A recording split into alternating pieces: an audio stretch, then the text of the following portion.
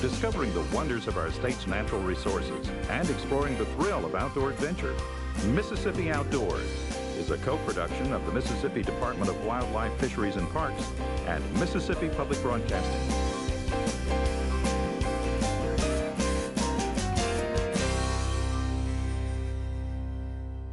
Welcome to Mississippi Outdoors. I'm Amanda Mills. And I'm Randy Newell. Thanks for joining us. In our first story, Randy goes duck hunting in Hinds County. Then Amanda heads up to the Mississippi Delta for a rabbit hunt in Humphreys County. Let's go.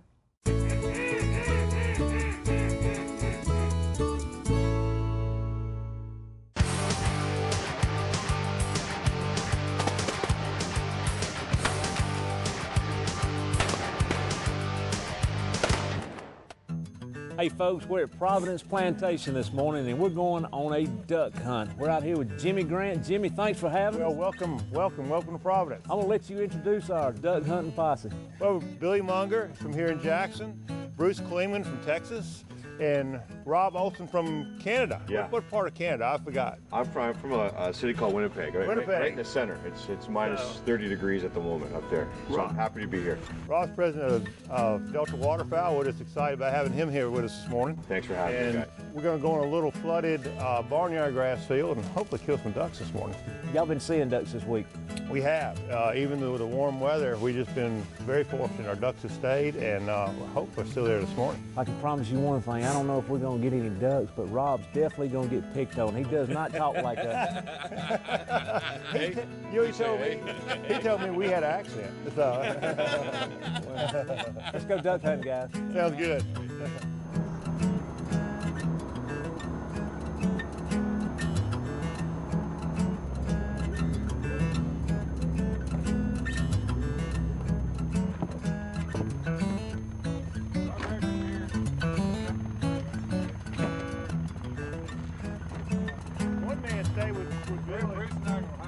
Okay. They haven't hunted this place this year. They know the ducks are in here, but what we've got a lot of coffee weed out in front of our blinds, and we're actually gonna push this down to where we'll have some clean shots.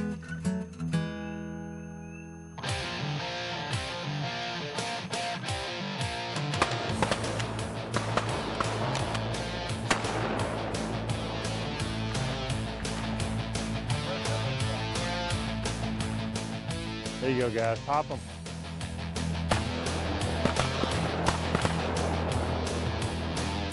Ah.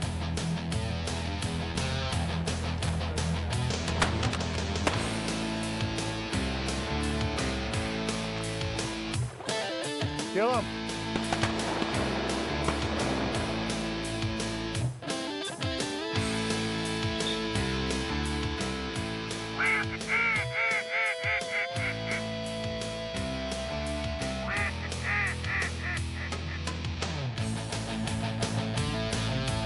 Ready? Kill him.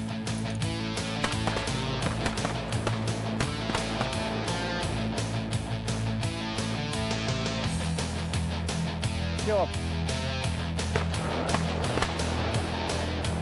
Good shot. Hey guys, what did we do before Labrador Retriever?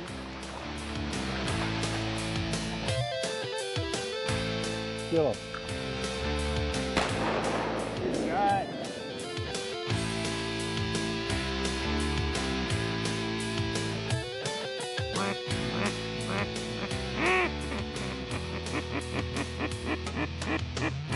Kill him. Good shot.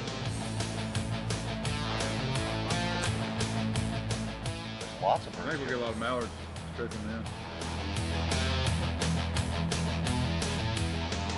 Good morning.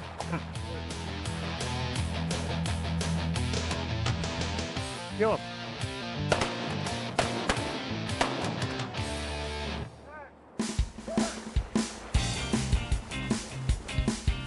Okay. I think the feeder waterfowl is good. Here in Mississippi, I think there are more people now that really have a vision for habitat. For example, I'm an investor with some other guys at a tract of woods near a state wildlife management area called O'Keefe Wildlife Management Area. We bought a tract of woods called the Irby Woods that a timber company was going to basically clear cut.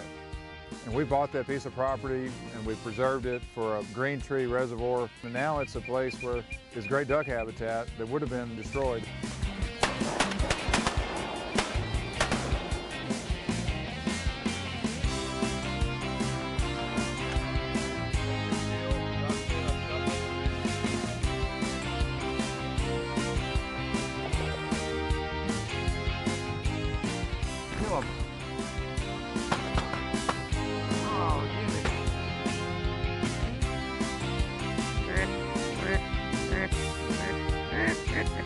Kill 'em, guys.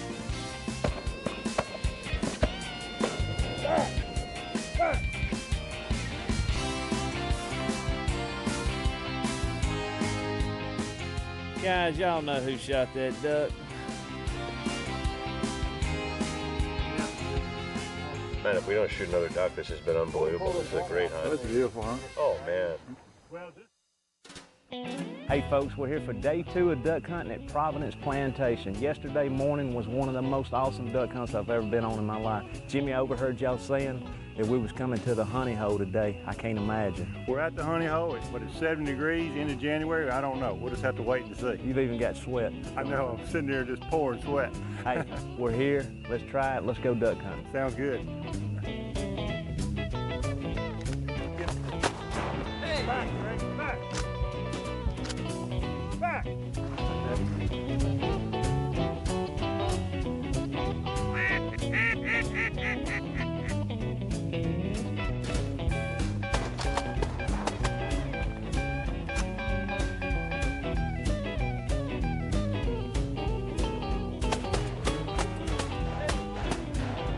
Watch.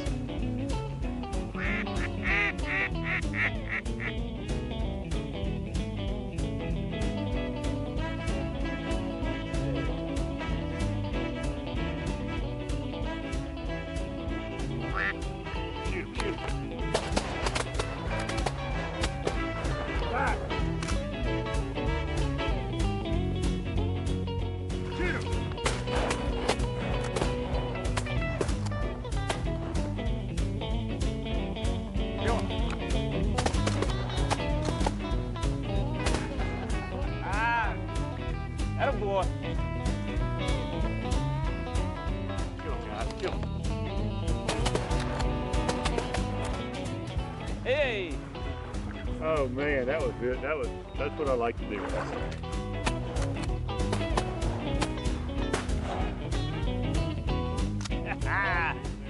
Hey, we just finished duck hunting, Providence Plantation. 70 degrees today, it's a late season duck hunt, but I don't believe it gets any better than this. Jimmy, just as always, just a first-class operation. We have enjoyed it. Just thank you for the opportunity to be able to come out here and hunt. Thank y'all for coming out and joining us. Appreciate it. You know what we got to do now? These guys have got to go and clean Clean the ducks. ducks, that's right. Did you know that the money spent on your hunting and fishing license is an investment? The Mississippi Department of Wildlife, Fisheries and Parks uses money from license sales to enhance hunting and fishing. Like providing public hunting opportunities for wildlife management areas. Advise private landowners on deer and habitat management. Providing public fishing opportunities on state lakes. And operating fish hatcheries for stocking public lakes and streams. So make an investment in the great outdoors. Buy your Mississippi hunting and fishing license today.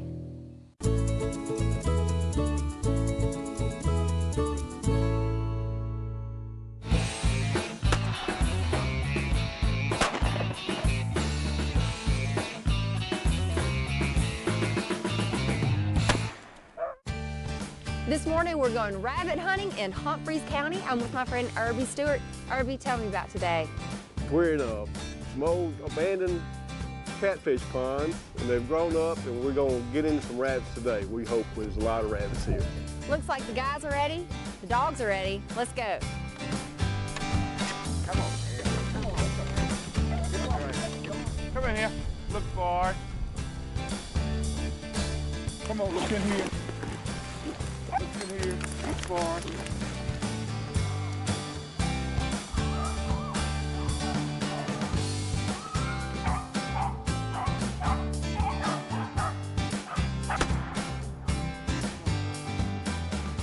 That's the kind of jump we're gonna get. Right there. 2 seconds to react.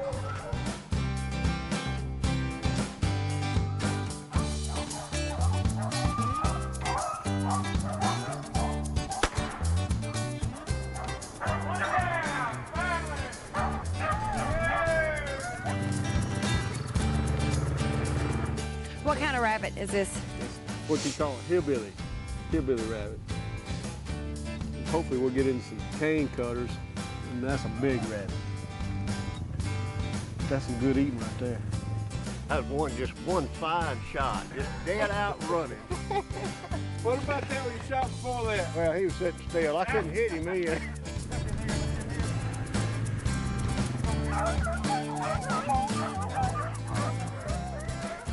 Rat. I don't do mice or rats. And that was a huge rat. Was that a rat? That was a rat. Woo. Still a rat. He's this long.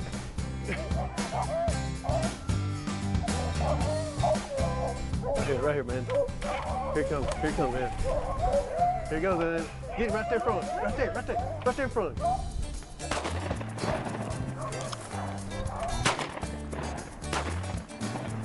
Did I get it? I don't know.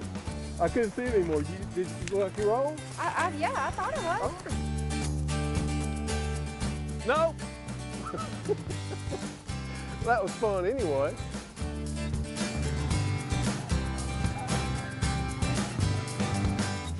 You got him. No, he didn't. No, he didn't. You got him that time. Woo! Oh, he missed. Gosh.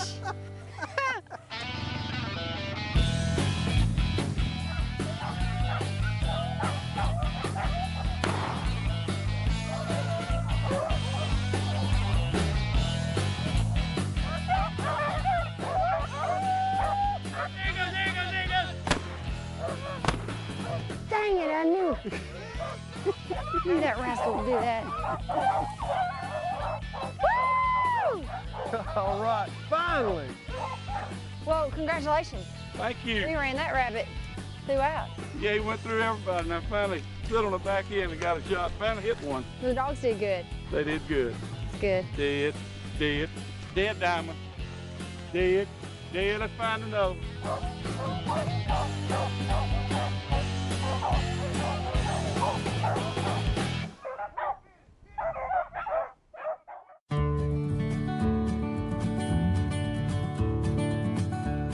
The goal of the study is to determine if the smallest antlered 1-year-old buck, meaning a deer with spikes this long, and a 6-point or 7-point or 8-point, the larger antlered 1-year-old bucks, are they equal when they hit 5 years old?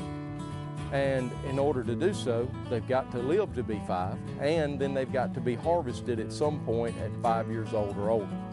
We're using dart guns and a drop net to try to capture these deer. We have sights. We'll put hunters on stands with dart guns. We have to get the deer to a very tight window, specifically about 20 yards, and shoot them with a dart gun. The dart will deliver a tranquilizer to the deer, and it has a transmitter in the back of the dart. When the deer runs off, we'll be able to get a receiver and an antenna and follow the deer by the beat emitted from the transmitter, find the deer, work the deer up at the capture location. We will tag it there, give it a reversal drug, and turn it loose. The net operates slightly different in that the net has been up and we've got deer coming under the net.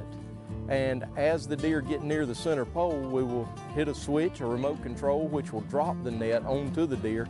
The deer will then be hand injected with the tranquilizer. And then once they are out completely, we will untangle them from the net, drag them out, and work them up. They'll be released at that site also. Everything's getting ear tags, 2 plastic ear tags visible from front and back, and a metal ear tag. Once we've got the animal on the ground, we're going to take several measurements. If it is a 1-year-old buck, we're going to measure his antlers. We're going to take pictures from all 4 sides, front, back, left, right. We're going to measure total body length. We're going to measure chest girth. And we're also going to weigh the deer in an improvised scale, which we just have a scale, an iron rod, and a blanket. And once they're tagged, weighed, temperature recorded, and those specific measurements, they'll be reversed. The deer will get up and run off. It's simply voluntary that we're asking these hunters not to harvest these deer. If the deer next year that we've tagged this year, if their antlers meet legal state requirements, they can be harvested. We would ask people that they don't because they are part of a research project, but no fine would be associated. In fact, inside each tag, we have written in permanent ink, please call MDWFP, and provided a phone number for hunters, if they do harvest these deer, to call us so that we can take antler measurements. They would still be able to keep the deer. We would just ask, could we measure the antlers if they do happen to shoot them? We hope to find out, are the small ones still small at 5-year-old, and are the big ones still bigger at 5-year-old? As many hunters are practicing quality deer management these days, it's going to allow them the ability to age deer on the hoof better. If a hunter happens to see one of these deer while he's out hunting and it's red or it's yellow ear tags, he'll know the age of all red tag deer that year, so maybe that red is 3-year-old. He'll be able to look and judge and learn from that deer. He will say, okay, I'm off limits on harvesting this deer. It's a 3-year-old. I'm trying to shoot 5-year-old deer. And he can then use it as a learning tool to study that deer's body features to be able to better age the rest of the deer, which will be untagged. There have been some studies conducted in Texas and other states up in the Northeast that have looked at this, but no one has ever done it using hunter observations to help collect their data and using trail camera pictures. And just as a side note, we tagged 7 deer last year. Very small start. We only trapped for a couple of nights, and we have all 7 of those deer back on camera this year. Our next story follows the recovery of the black bear in Mississippi. Research shows this beautiful animal making a comeback all over the Magnolia State.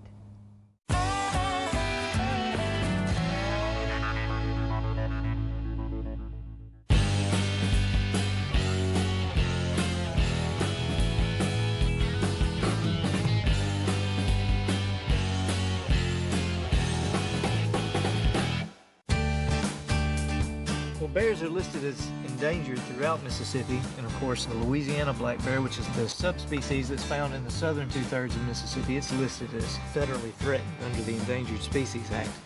Obviously this is due to very low numbers. We're trying to do all that we can to protect the bears that are still here, and obviously to learn as much as we can about them so that we as biologists and wildlife managers can do a better job keeping track of them. But the population in Mississippi is definitely growing.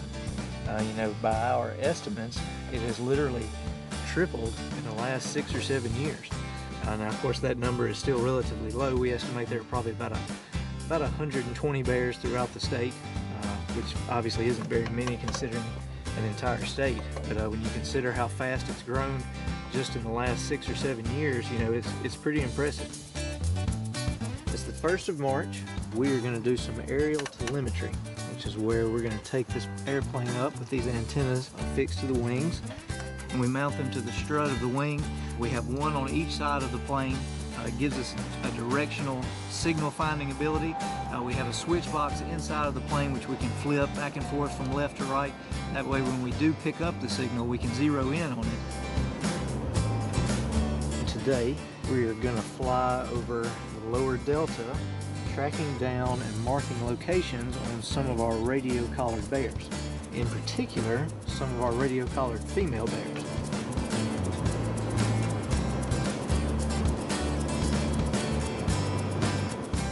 We're trying to find where they're denned up at so that we can come back in on the ground and find the actual den location.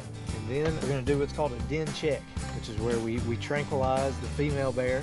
We change out her collar, her radio collar, so that it has a fresh battery in it so that it'll last a while. And then hopefully, if she has cubs, we will tag, weigh, and measure the cubs. It gives us an idea of how fast the population is growing, how many bears are born year to year, and also if we capture them farther on down the line, we can tell which cub is which through the tags, and gives us an idea of survivability, how old they are, where they came from, lots of good information. We hope to have at least 3 new litters of cubs this year. There's really no way to know for sure until we actually get up there and perform the den check on the female.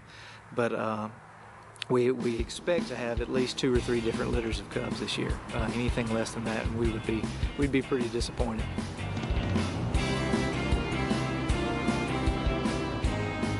We're in Starkey County on the Little Sunflower River. We're headed to, we have a bear den down here. We're gonna go and check it out, and we'll let you know what we do from there.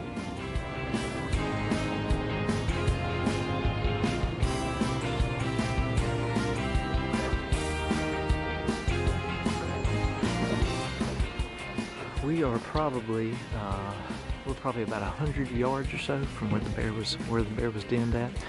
We did a flight on last Thursday, and I flew over just to make sure she was still in the same area. We picked her up right in this area, so we assume she's still up in the tree. We're fixing to get all our gear together and go out there and climb, and hopefully she's going to have some cubs that we can weigh and measure and tag as well. But we're fixing to go out there, get our gear together, and see what we got.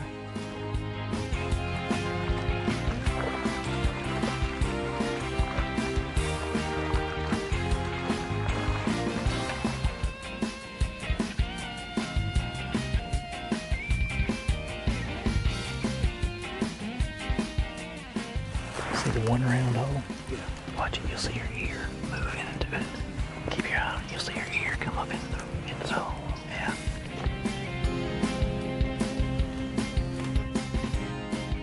Today, we had this bear up in a tree den, which is a little bit different from what we normally see, I would say. You know, a lot of times they den on the ground or in brush piles. This particular bear was up in a big hollow tree. So we set a line, a climbing rope. I climbed up the tree.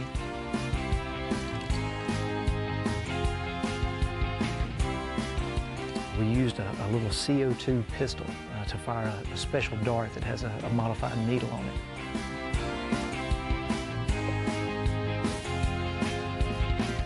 So we hit the bear with the dart. With the first dart, it didn't exactly work the way we had planned on it to. She got a little agitated. Obviously, she was just scared. She could hear people talking and knew that I was up there.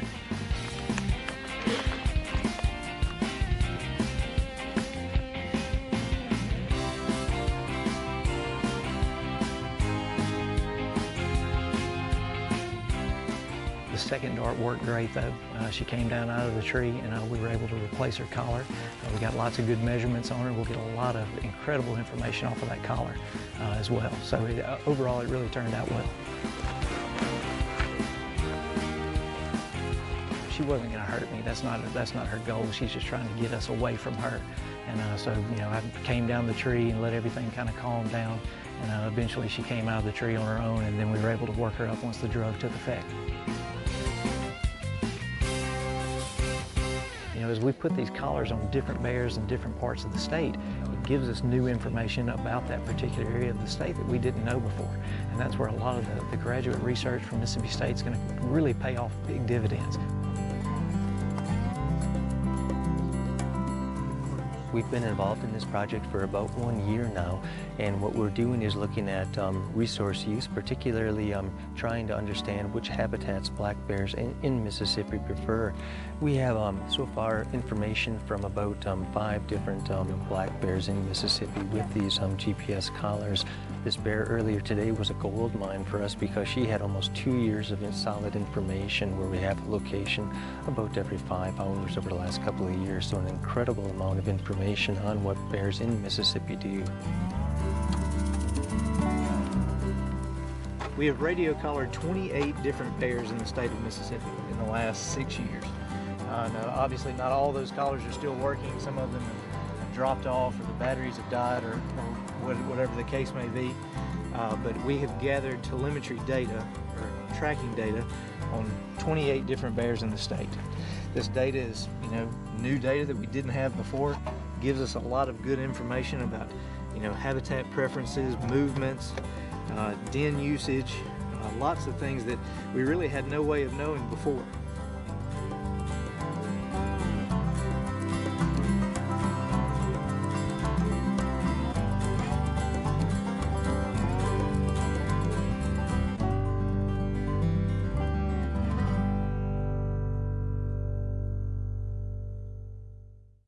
Hey, that's all the time we have for this week. Hope you enjoyed the show. Join us again next time for more exciting adventures. Until then, I'm Amanda Mills. And I'm Randy Newell. See ya outdoors.